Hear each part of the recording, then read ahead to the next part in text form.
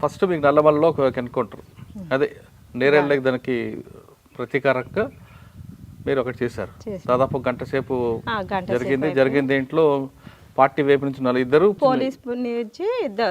Party నలుగురు చనిపోయారు. మీరందరూ రిట్రీట్ ఎక్కడికి మళ్ళీ కలిసారు? మీ అందరూ మేమందరము ఆ పైకి ఎక్కినాకనే కలుసుకున్నాము. ఒక కామ్రేడ్ మాత్రము మాకు కలవలేదు. తర్వాత 2 నెలలకి కలిసినాడు. అయ్యో మేము దాంట్లోకి వెళ్ళి అందరం సేఫ్టీగానే వెళ్ళాము. కానీ చాలా అది అతిపెద్ద దాడి, చాలా ఒకటి సృష్టించింది అది ఏపీలోనే.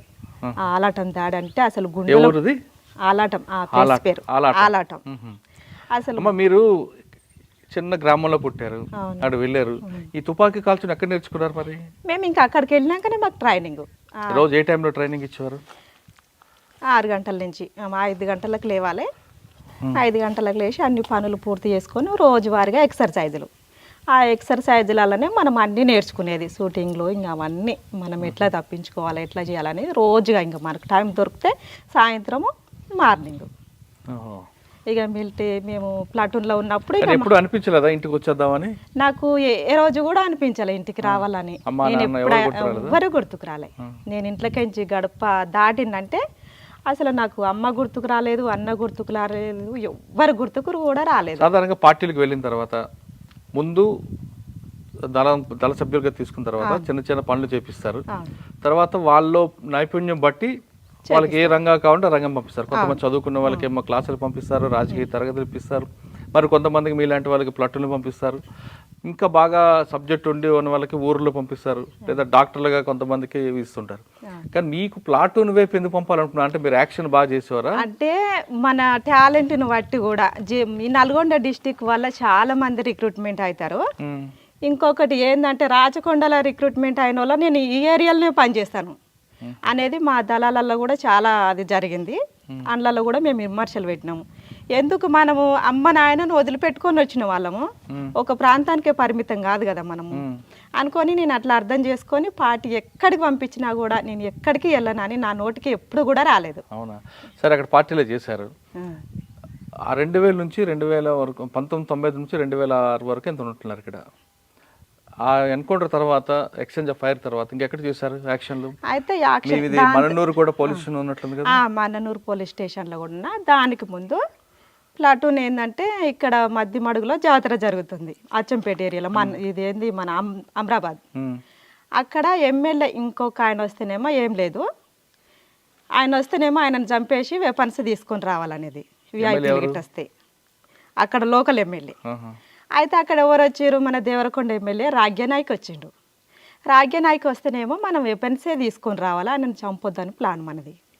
అయితే ఏం చేసినాం మేము అక్కడ, మామరుడు సంతోష్ అని మా నల్గొండ డిస్టిక్ కామ్రేడే, ఆయన ఇంకిద్దరు ముగ్గురం వెళ్ళినాం మేము. అక్కడ వెళ్ళే వరకల్లా ఆ ఘాట్ దగ్గర మనము, ఆయన దగ్గర స్టెన్నే ఉంది, AK-47 కూడా ఏం లేదు. ఆ స్టెన్ను గుంజుకునే ఇట్లా పెనుగులాటలో అది లోడ్లోనే ఉంది ఆ వెపన్. ఆ గుంజుకున్న క్రమంలో వాళ్ళ తూటాలు ఆయనకే తాకిపోయినాయి. మేము చంపాలనేది ఏం లేదు ఆయనని. అందులో ఒక దాంట్లో చాలా విషయం అయింది అన్నట్టు అది కూడా. ఎలా? ఎందుకంటే ఆయనను చంపదలచిన వ్యక్తి కాదు, ఇంకొకరు వస్తే చంపాలనేది, ఈయనను వస్తే వదిలిపెట్టాలనేది. మేము చంపాలనే ప్లాన్ అసలుకి కాదు. వాళ్ళ వెపన్ వాళ్ళకే తాకిపోయినాయి పెనుగులాటల గుంజుకున్న గ్రామంలో. కానీ మీరు చంపాల ఉద్దేశం కాదు, పెనుగులాట చనిపోయింది. కానీ చనిపోయిన వ్యక్తి లంబాడే సామాజిక వర్గం. మీకు అన్నం పెట్టేది గుట్టల్లో వాళ్ళే. కానీ వాళ్ళ మనిషిని మీరు కాల్చినప్పుడు మీకు వ్యతిరేకత రాలేదా? వ్యతిరేకత వచ్చింది, ప్రజలలో కూడా వచ్చింది. మా రామకృష్ణ కామ్రేడ్ కూడా, మా ప్లాటూన్ కమాండర్ కూడా, అక్కడ ఏరియా సెక్రటరీ కూడా లెటర్స్ రాసి మళ్ళీ ఉత్తరాలు పంపారు, స్టేట్మెంట్ కూడా ఇచ్చారు. కానీ స్టేట్మెంట్ ఇచ్చారు, బాగానే ఉంది. కానీ అక్కడ గ్రామస్తులు మీకు అన్నం పెట్టారా మా నాయకుడిని చంపావని? ఇక పెట్టారు. మేము తిరిగేదే అక్కడ. ఇంకా మేము చెప్పినా వాళ్ళకి అర్థం చేయించినాం. చాలా మంచిగా అర్థం చేయించినాం. మేము 24 గంటలు అక్కడ అచ్చంపేట ఏరియాలోనే, నా జీవితం అంతా అక్కడనే అయ్యింది. ఓకే, అచ్చంపేట తర్వాత రాగ్యనాయక్ తర్వాత ఎక్కడికి వచ్చారు? మళ్ళా నేను నల్గొండకు పోవాలని ప్రపోజల్ పెట్టుకున్నా 2003లో. ఎందుకు నల్గొండ? అయితే నేను ఊకే ఈ ప్లాటూన్లోనే ఉండాలా, నేను కూడా ఆర్గనైజర్ చేస్తా, నేను ఇక్కడ తిరగలేకపోతున్నా, నేను నల్గొండకు పోవాలని నాకుంది. నల్గొండకు వెళ్ళావు కదమ్మా, వెళ్ళే ముందు నల్గొండకి వెళ్ళే ముందే నేను మళ్ళీ 2003లో మళ్ళీ నల్గొండకు పంపించారు నన్ను. వెళ్ళారు, కానీ ఈలోగా నువ్వు పార్టీలు ఉన్నావని పోలీసులు మీ అమ్మగారికి మీ అమ్మకి నాన్నకి బాగా వేధించారు కదా. చాలా వేధించుడు. మీ అమ్మ నాన్న మీకు చెప్పారు నాకు నీ కోసం మమ్మల్ని వేధిస్తున్నారు, కొడుతున్నారు? నాకు ఇన్ఫర్మేషనే లేదు వాళ్ళకి, ఇంకా నేను కనీసం ఒక ఉత్తరం కూడా రాయలేదు. కానీ ఇక్కడికి నుంచి దళం వచ్చినప్పుడు ఇన్ఫర్మేషన్ వచ్చేది. అయినా నాకు మనోళ్ళు ఉత్తరం రాస్తేనే తెలిసేది అన్నట్టు. కానీ బాధ అనిపించలేదా నీకోసం? నాకు ఎప్పుడు అక్కడ ఎంతో మంది అమ్మలు అక్కలు అన్నలు ఎంతో మంది తిండి లేక వాళ్ళు వేధింపులకు అన్నిటికి గురి అవుతున్నారు. అందులో మా అమ్మ మా నాయన కూడా మా ఫ్యామిలీ కూడా ఒకటని నేను అర్థం చేసుకున్నా. ఏ రోజు కూడా గుర్తుకు రాదు నాకు మా అమ్మ మా నాయన, అసలు మా ఫ్యామిలీ గుర్తుకు రాదు. అక్కడ వెళ్ళినన్ని సంవత్సరాలు ఎప్పుడు గుర్తుకు రాలేదు. ఓకే, నల్గొండ వెళ్ళాక ఏం చేస్తారు మీరు? నల్గొండకి వెళ్ళినాక కృష్ణపట్టి దళములనే చేసిన నేను. కృష్ణపట్టి దళముల అక్కడ కొద్ది కాలం 2004 దాకా చేసిన నేను. ఏం చేశారు యాక్షన్లు? అక్కడ యాక్షన్లు అంటే కొన్ని ఎన్కౌంటర్సే జరిగినాయి. యాక్షన్లు అంటే కొత్త కంబాల పెళ్లి కానీ పాత కంబాల పెళ్లి కానీ, మన అక్కడ ఇంకా సరళగడ్డ ఉంది, ఇంకా కాసారం ఉంది, అందులో కొన్ని యాక్షన్స్లలో పాల్గొన్నా నేను. ఓకే, మీరు పాల్గొన్న యాక్షన్లు మీకు బాగా గుర్తుండిపోయింది చెప్పండి. ఇవి 4 కూడా నాకు ఇంకా పెద్దదంటే ఆలాటము. ఈ కృష్ణపట్టిలో మేము చంద్రబాబు పీరియడ్లో ఫుల్ రిప్రెషన్ అన్నట్టు. ఇంకా అది మనం ఈ ప్లేస్కి నుంచి వెళ్తే మనకు ఎక్కడ పట్టుకుంటారో కూడా తెలియని స్థితిలో ఉంది అప్పుడు. అయితే మేము మీటింగ్ గ్రామానికి మీటింగ్లు పెడుతున్నాం. అప్పుడు మీటింగ్ పెట్టే క్రమంలో చిత్ర్యాలన్న విలేజ్ అక్కడ 4:30కి వెళ్ళినాం. ఫారెస్ట్ ఇట్లనే ఉంటుంది, విలేజ్ ఇట్లా ఉంటుంది. అయితే అక్కడ పోలీసు వాళ్ళు ఉన్నారు, ఇంత పొద్దుగాల మీరు ఎందుకు వస్తున్నారు, మళ్ళీ ఎన్కౌంటర్లో అయితే ఇబ్బంది అవుతుందని మనకు ప్రజలు చెప్పినారు.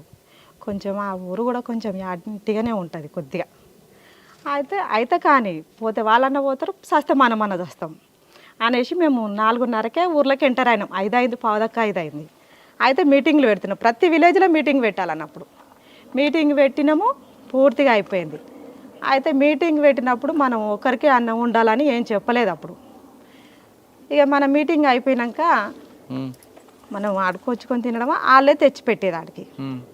అయితే సీనియర్ వాళ్ళని ఎక్కడికైనా అయితే బస్ రూట్ ఉంటుందో అక్కడ సెంట్రీగా కమాండర్స్నే పెడతారు.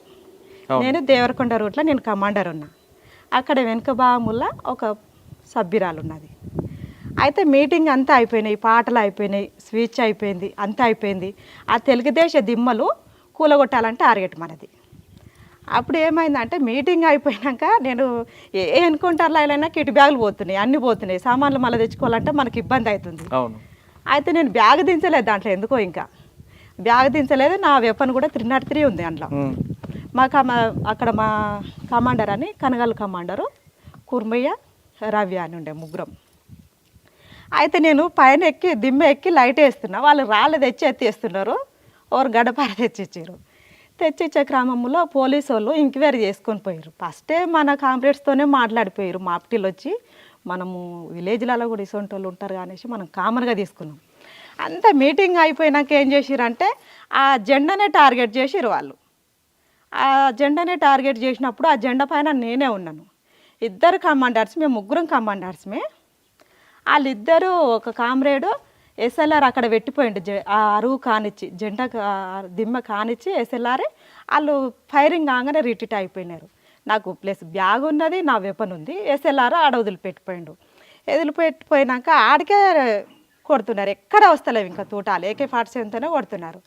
కొడుతున్నాక మనం ఎంతో ప్రాణాలు, ఒక వెపన్స్ తెచ్చుకోవాలంటే ప్రాణాలే పోతున్నాయి స్టేషన్ల పైన పోయినప్పుడు. ఈ ఎస్ఎల్ఆర్ని వదిలిపెట్టాలన్నా 303 వదిలిపెట్టాలన్నా నేను అనే ఒక్క క్షణం అట్లా ఆలోచిస్తే ఈ నా ప్రాణం పోయినా పర్వాలేదు, ఎంతోమంది కామ్రేడ్స్ చనిపోతున్నారు రైడ్కి పోయినప్పుడు, అయినా సరే నేను ఎస్ఎల్ఆర్ తీసుకొనే వెళ్తాను అనుకొని నేను కూడా అదే దిమ్మ స్టార్ట్ చేసుకొని 2 ఫైరింగ్ చేసిన నా వెపన్తో ఫైరింగ్ చేసి నేను ఆ ఎస్ఎల్ఆర్ కూడా సేఫ్టీగా తీసుకెళ్ళినా. అయితే విలేజ్లలో మనకు ఎన్కౌంటర్స్ అయితే ఎట్లుంటాయి అంటే ఆ సినిమాలో జరిగినట్టే ఉంటుంది. నేను ఒక్కదాన్ని, ఆయన అందరు రిట్రీట్ అయ్యి వెళ్ళిపోయినారు. నేను ఏడంగా పోతే నాకు ఎదురవుతారు పోలీసులు, వాళ్ళు కొట్టిరు, బాగానే కొట్టేసారు ఆడికి జెండా కాడికి. కానీ ఇంకా ఇక్కడ జరగలేదు, అక్కడ ఒక్కటే టార్గెట్ చేసుకున్నారు. ఎవరుది? చిత్ర్యాల. అక్కడ అయిన తర్వాత మళ్ళీ ఎక్కడికి వెళ్ళారు మీరు? ఇక నేను మనోళ్ళని కలుపుకున్నా, నేను రిట్రీట్ అయినా, ఇంకా సేఫ్గా వెళ్ళిన దాంట్లోకించి వెళ్ళారు. తర్వాత ఇంకో యాక్షన్ ఎక్కడ ఉంది? ఇంకో యాక్షన్ పెద్దాపురం ఒకటి. అక్కడ పెద్దాపురమా? పెద్దాపురం అది కూడా కృష్ణపట్టి ఏరియాని. ఆహా. ఏం చేశారు అక్కడ? అక్కడ మనం కూడా మీటింగ్ పెడుతున్నాము. మీటింగ్ పెట్టి అన్నం తిన క్రమంలో పోలీసు వాళ్ళు ఫైరింగ్ చేసారు మన మీద.